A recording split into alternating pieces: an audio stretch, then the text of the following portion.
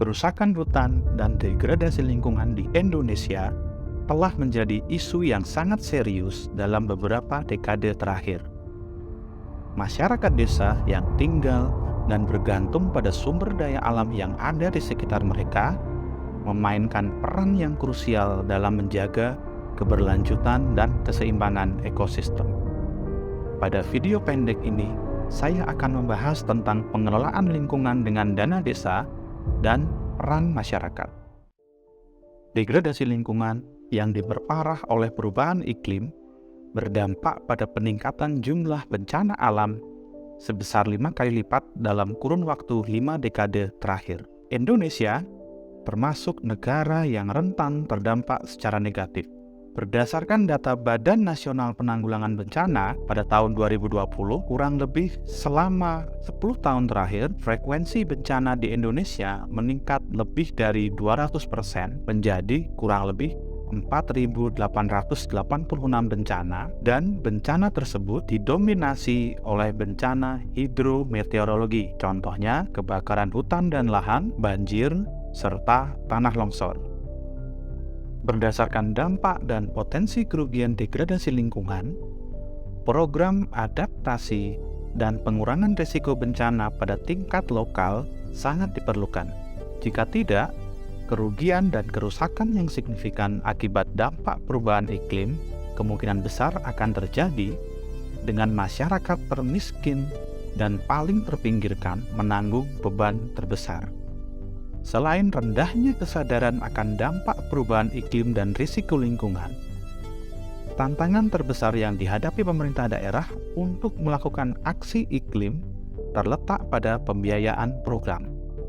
Salah satu solusinya adalah penggunaan dana desa.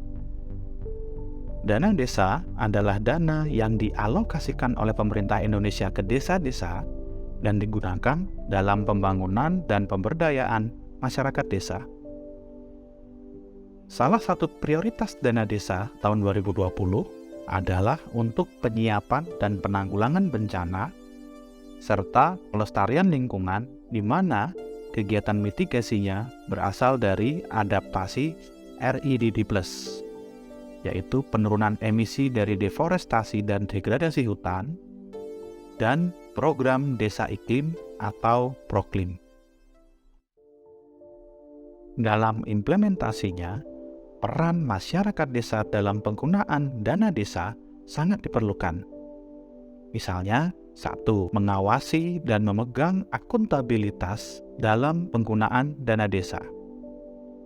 2. Perlunya partisipasi langsung dalam proyek-proyek yang dibiayai oleh dana desa, misalnya seperti proyek penghijauan atau restorasi hutan dengan cara menanam pohon atau melakukan perawatan hutan yang telah ditanami. Yang ketiga, berperan aktif dalam mendukung kebijakan dan program-program pemerintah yang bertujuan untuk mengurangi kerusakan hutan dan lingkungan, misalnya melalui partisipasi dalam dialog dan konsultasi publik seperti musyawarah desa. Yang keempat adalah berinisiatif sendiri untuk melindungi lingkungan dan hutan di sekitar mereka, misalnya dengan membentuk kelompok lingkungan atau kelompok kegiatan gotong royong untuk membersihkan sampah di sungai atau pantai di sekitar mereka. Sekian video pendek ini, terima kasih.